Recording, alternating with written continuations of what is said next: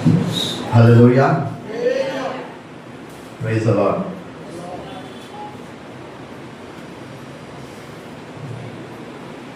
எல்லாரும் ரொம்ப நேரம் உட்கார்ந்துருக்கீங்க. சோர்வா காணப்படுறீங்களா இல்ல உற்சாகமா காணப்படுறீங்களா? ஆமென். ஹalleluya. வாசிக்கலாம்.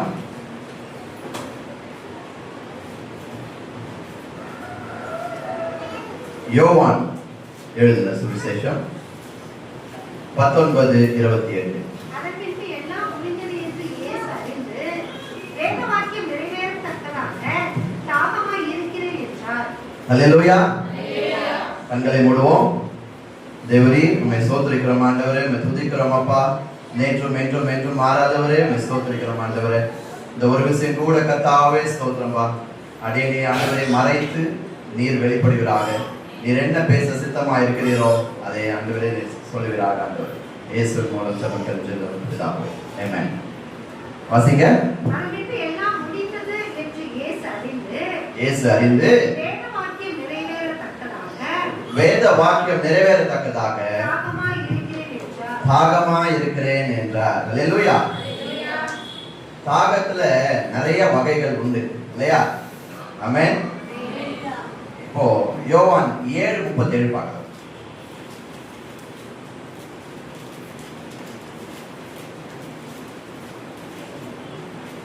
பண்டிகையின் கடைசி நாளாகிய பிரதான நாளில் இயேசு நின்று சத்தமிட்டு, ஒருவன் தாகமாய் இருந்தால் என்னிடத்தில் வந்து பானம் பண்ண கடவன்.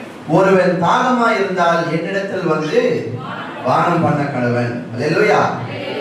தாகமா இருக்கிறதுல இப்போ நம்ம வந்து ரொம்ப தாகமா இருக்கோம். மாம்ச ரீதியான தாகம் இருக்கு. இப்போ நான் வந்த உடனே எனக்கு உண்மையிலே தாகம் எடுத்துச்சு, தண்ணி குடிச்சிட்டேன். இப்போ நீங்க கீழே போனாலும் உங்களுக்கு கண்டிப்பா ஒரு குளிர்பாங்க ஏற்படுத்தி வச்சிருக்காங்கன்னு நினைக்கிறேன், கொடுப்பாங்க. அது வந்து என்னது? மாம்ச ரீதியான தாகம். ஹalleluya. ஆனா ஆண்டவர் சொல்றாரு, மாம்ச ரீதியான தாகம் இருக்கட்டும்பா, அது உலக தாகம். ஹalleluya. ஆத்ம தாகம்னு ஒண்ணு இருக்கு. ஆமென். ஹalleluya.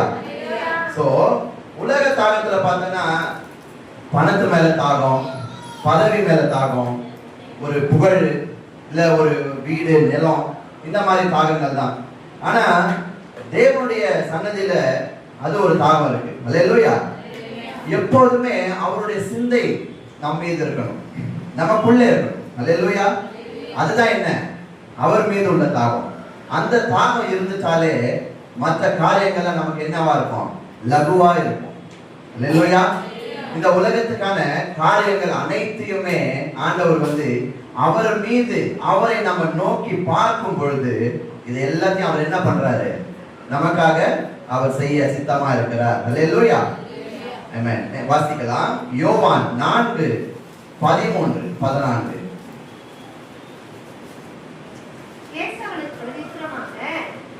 இந்த தண்ணீரை குடிக்கிறவனுக்கு மறுபடியும் தாகம் உண்டாகும். நான் கொடுக்கும் தண்ணீரை குடிக்கிறவனுக்கு ஒரு காலம் தாகம் உண்டாகாது. நான் அவனுக்கு கொடுக்கும் தண்ணீர் அவனுக்குள்ளே நித்திய ஜீவகாலமாய் ஊறுகிற நீரூற்றாய் இருக்கும் என்றார். ஹalleluya. ஹalleluya சொல்லுவோமா? ஆமென். இப்போ இந்த இடத்துல பாத்தீங்கன்னா இயேசு அவனுக்கு பிரதியுத்தரமாக இந்த தண்ணீரை குடிக்கிறவனுக்கு மறுபடியும் தாகம் வந்துருமா? இப்போ நான் தண்ணி குடிச்சிட்டேன், அதுக்காக தண்ணி இதுக்கப்புறம் குடிக்காம இருக்க முடியுமா? இல்ல இல்லையா? நமக்கு திரும்ப தாகம் எடுக்கும். ஆனா அவர் கொடுக்கிற தண்ணீர் என்னவா இருக்குமா?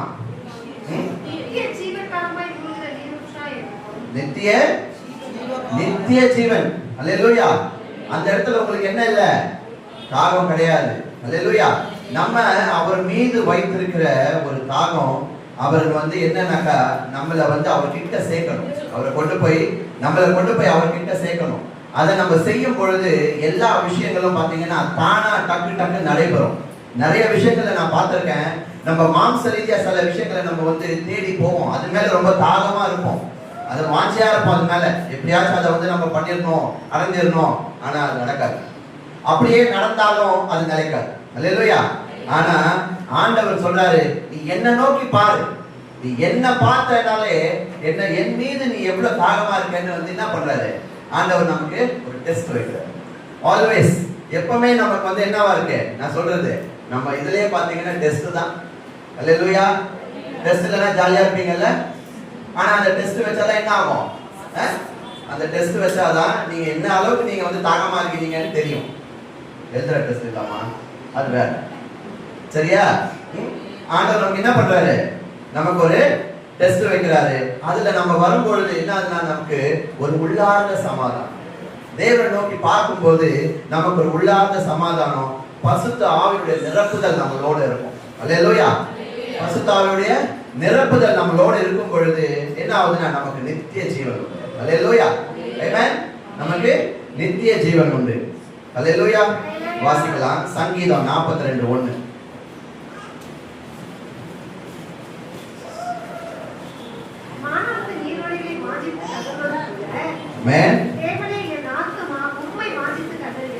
மானானது நீரோடைகளை வாஞ்சித்து கதறுவது போல தேவனே என் ஆத்துமா உம்மை வாஞ்சித்து கதறுகிறது. அல்லேலூயா. இந்த இடத்துல பாத்தீங்கன்னா சங்கீதம் இல்லையா, சங்கீதக்காரன் என்ன பண்றான், அந்த தாவீதுக்கு பாத்தீங்கன்னா அவருக்கு இல்லாத விஷயமா எல்லாமே இருக்கு. தாவீது ராஜாக்கு இல்லாத எதுவுமே இல்லை இல்லையா. இருந்தாலுமே அவர் அந்த உலகத்துக்கான காரியங்கள்ல அவர் நாட்டம் வைக்கல. அல்லேலூயா. ஆமென். அவரு அந்த உலகத்துக்கான காரியங்கள்ல அவர் நாட்டமே வைக்கல. அவர் என்ன பண்றாரு, தேவனோடு அவர் வந்து சொல்றாரு என் ஆத்துமா உம்மை வாஞ்சித்து கதறுகிறது. அல்லேலூயா. அந்த இடத்துல பாத்தீங்கன்னாக்கா தேவனை நோக்கி நம்ம தாவீது பாத்தீங்கன்னா அவர் வந்து அவரோட ஆத்மா வந்து யாரை வாஞ்சிக்கிறது? ஏன்னா அவருக்கு தெரிஞ்சிருக்கு, அவர் ராஜாவா இருந்தா கூட அவருக்கு தெரிஞ்சிருக்கு அந்த பரம ராஜாவுடைய இது இல்லைன்னாக்கா நம்ம எதுவுமே செய்ய முடியாது. அல்லேலூயா. ஆமென். அல்லேலூயா. அதுலயே அடுத்த வசனம் படிங்க. 42. ஆமென். ஆமென். என் ஆத்துமா தேவன் மேல், ஜீவனுள்ள தேவன் மேலே என்னவா இருக்கு? தாகமா இருக்கிறது. அல்லேலூயா. அல்லேலூயா. இப்போ நம்ம கொஞ்சம் சப்ஜெக்ட்டுக்கு வேற இதுல போலாம். இப்போ நம்ம நார்மலா இப்படி பண்ணிட்டோம். அடுத்து நம்ம வந்து என்ன பண்றோம்னாக்கா சிலுவையில இப்போ நம்ம போலாம். அப்போ அந்த இடத்துல பாத்தீங்கன்னாக்கா சங்கீதம் 22:15 படிங்க. என் பலன் ஓட்டை போல் காய்ந்தது. ஆமென். என் நாவு மேல் வாயோட ஒட்டி கொண்டது. அல்லேலூயா. என்னை மரண தூளிலே போடுகிறீர். அல்லேலூயா. இப்போ ஆண்டவர் சிலுவையில என்ன ஆகுது? அவருடைய நாவு மேல் வாயோட ஒட்டிக்கிச்சான். அப்போ என்ன இதுல இருந்து நம்ம போறோம் அப்படின்னாக்கா நம்ம வந்து பாத்தீங்கன்னா ஆண்டவர் வந்து நமக்கான காரியங்களுக்கு அவர் பலியாகிறதுக்கு அவர் ப்ரிப்பேர் ஆயிட்டார். அல்லேலூயா. அவர் வந்து ப்ரிப்பேர் ஆயிட்டார். ஏன்னா என்ன விஷயம் அப்படின்னாக்கா நம்ம எல்லாம் வந்து என்ன பண்ண மாட்டோம், அது ஒரு நாள் நம்ம ப்ரிப்பேரே ஆக மாட்டோம் இல்லையா. இப்போ நமக்கு வந்து பாத்தீங்கன்னா ஒரு பாவம் செய்யறோம், சரி ஏதோ ஒரு தப்பு பண்ணிட்டேன், உங்க பாஷையிலே வரும், ஒரு தப்பு பண்ணிட்டேன், அந்த தப்புக்கு என்ன பண்ணோம், இப்போ ஏதோ ஒரு இதுல நம்ம வந்து எங்கே போறோம்ப்பா, சிக்னல்ல வண்டியில் போறோம், ஒன் வேல போயிட்டோம், அவன் என்ன பண்றான், நம்ம பிடிச்சி ஃபைன் பண்றான் இல்லையா. இதே வந்து ஒன் வேல நம்ம போகும்போது என்ன பிடிச்சி ஃபைன் பண்ணாம வேற ஒருத்தரை கூப்பிட்டு ஃபைன் பண்ணா எப்படி இருக்கும்? அல்லேலூயா. அதே தான் இங்க கான்செப்ட். ஆண்டவர் என்ன பண்றாரு, ஐயா நீ வந்து ஆக மாட்ட, அதனால வந்து என்னுடைய பிள்ளைய பாவம் அறியாத என் பிள்ளைய நான் அனுப்புறேன்னு சொல்லி கண்ணியின் வயிற்றுல பிறக்க வைத்து ஒரு பாவம் அறியாத இருந்த பிள்ளைய அவர் என்ன பண்றாரு, தம்முடைய ஆட்டுக்குட்டிய நீங்க பண்ற, நான் பண்ற, நம்ம பண்ற பாவத்துக்கு எல்லாத்துக்கும் அவரை ஃபைன் கட்ட வைக்கிறாரு. அல்லேலூயா. அப்போ அவர் எந்த அளவுக்கு அவர் ஃபைன் கட்ட வைக்கிறாரு அப்படின்னா, எந்த அளவுக்கு அவர் தன்னை வருத்திக்கிறாரு அப்படின்னா, அங்க என்ன சொல்லியிருக்கு, என் வெலன் ஓட்டை போல் காய்ந்து என் நாவு மேல் வாயோட ஒட்டி கொண்டது. அப்போ ஒருத்தன் வந்து தாகம் எடுக்குது, இப்போ நீ வந்து எங்க போற, குடுகுடுன்னு ஓடிட்ட, இல்ல வெயில்ல போற, வந்தவன என்ன பண்ற, தண்ணி இல்லையா, அங்க தண்ணி இருக்கு, இருந்தாலும் இங்க உதரத்தில் நம்ம பாக்குறோம். இதெல்லாமே பாத்தீங்கன்னா ஆண்டவருடைய சித்தம். முன்னாடியே வந்து என்ன பண்றாரு, முன் குறிச்சிட்டாரு, இது வந்து இப்படிதான் நடக்கணும் அப்படின்றது என்னவா இருக்கு, ஆண்டவருடைய சித்தமா இருக்குது. நம்மள மீட்கிறது ஆண்டவருடைய சித்தம் தான். அதை எங்க சொல்றாருன்னா லூக்கா 18:31 படிங்க.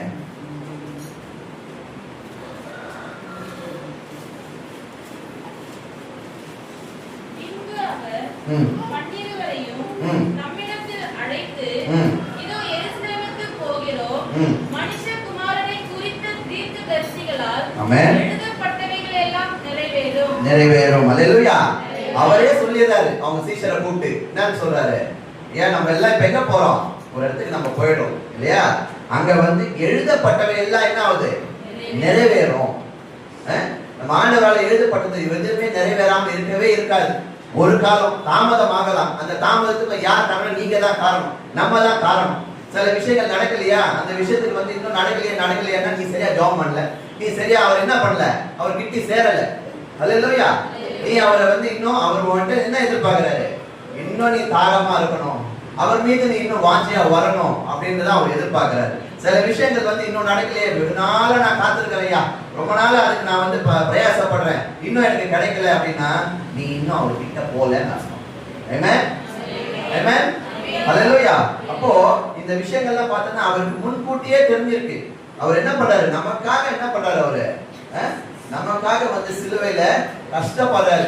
அதுக்கு முன்னாடியே வந்து அவருக்கு வந்து என்ன ஆகுதுனாக்கா, அவருக்கு என்ன கொடுக்குறாங்க, திராட்சை ரசம் இல்லையா, அதை பார்ப்போம். அங்க என்ன மார்க் 15:23 படிங்க.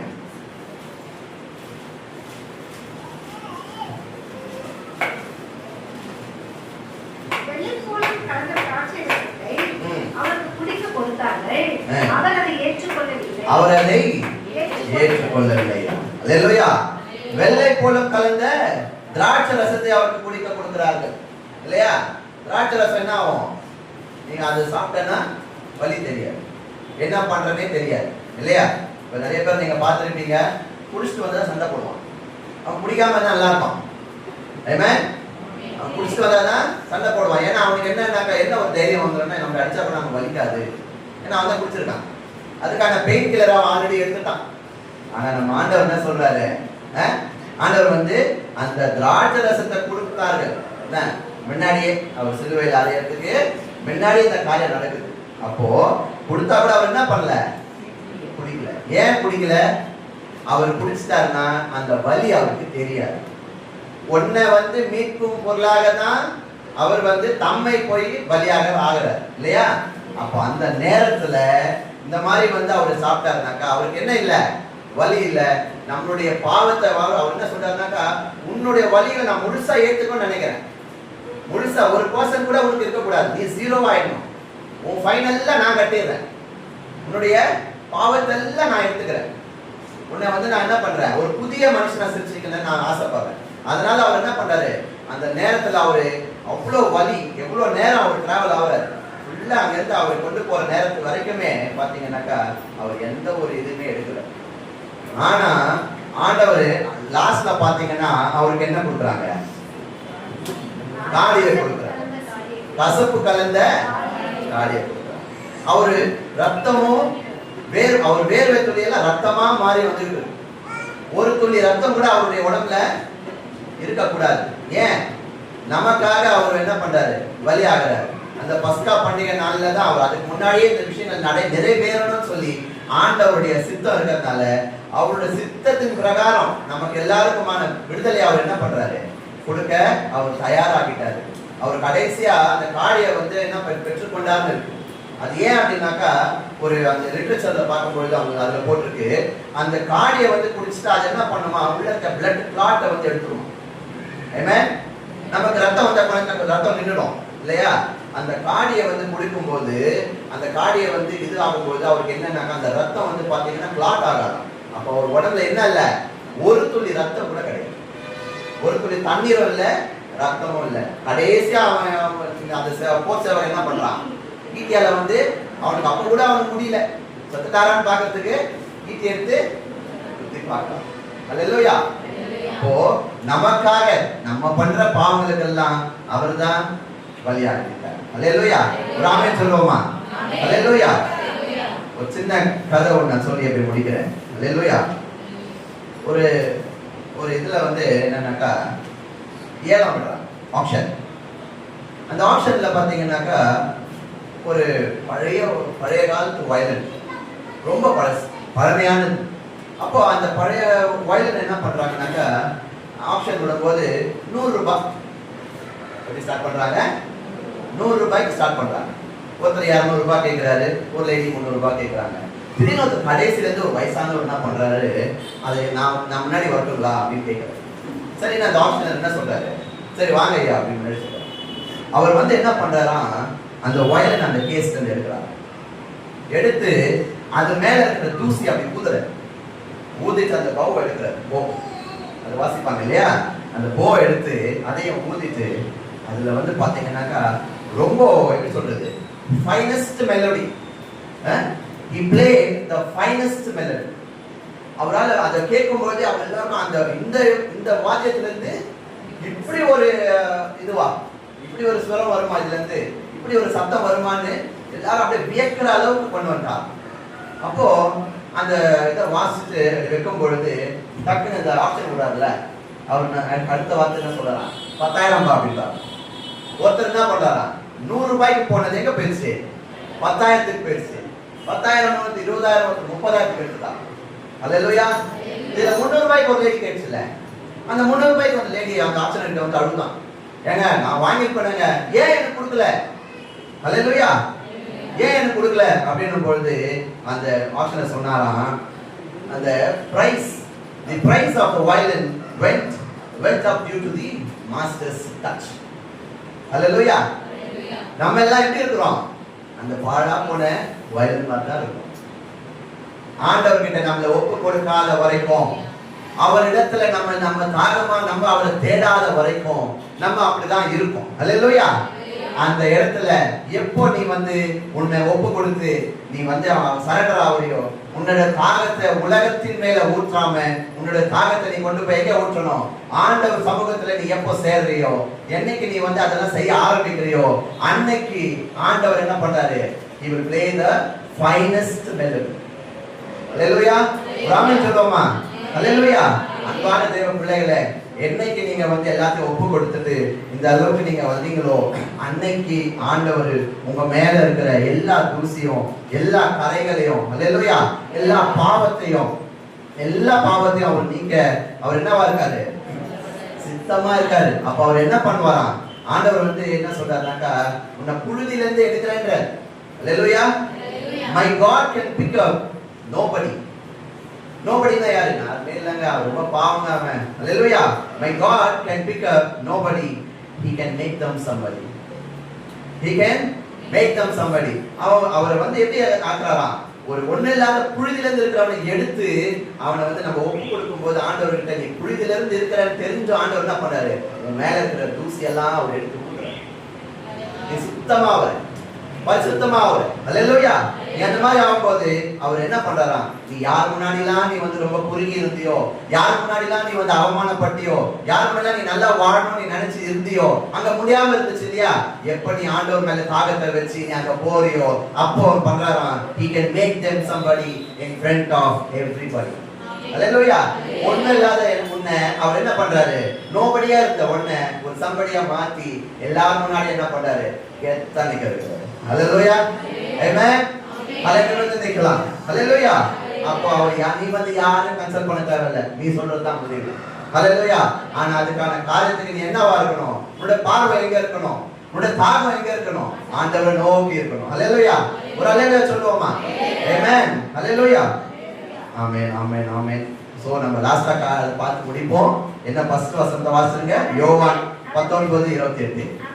எல்லாம் முடிந்தது என்று இயேசு அறிந்து வேத வாக்கியம் நிறைவேறத்தக்கதாக தாகமாய் இருக்கிறேன் என்றார். என்னைக்கு நம்ம வந்து உலகத்துக்கான தாகத்தை விட்டுட்டு ஆண்டவருக்கான தாகத்துக்குள்ள நம்ம போறோமோ, ஆண்டவர் நம்மளை பரிசுத்தமா ஆக்கி நம்மள அந்த நம்ம மேல இருக்கிற தூசி எல்லாம் எடுத்துட்டு நம்மளை பரிசுத்தமா ஆக்கி நம்மளை எங்க கொண்டு போனோமோ அந்த இடத்துல, இந்த மேல இருக்கிற இடத்துல கொண்டு போய் நிப்பாட்டுவார்.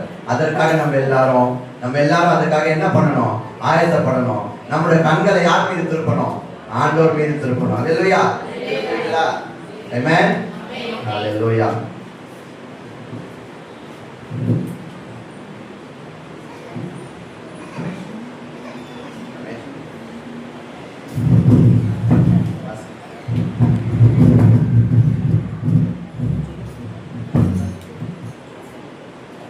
கஷ்டம் கண்ணீர் நிறைந்த உலகை கடந்தென்று நான் மறைவேன், கஷ்டம் கண்ணீர் நிறைந்த உலகை கடந்தென்று நான் மறைவேன். ஜீவ ஊற்றருகே என்னை நடத்திச் சென்று கண்ணீரை துடைத்திடுவார். ஜீவ ஊற்றரை நடத்திச் சென்று தேவன் கண்ணீரை துடைத்திடுவார். இந்த காலம் நீங்குவதாக.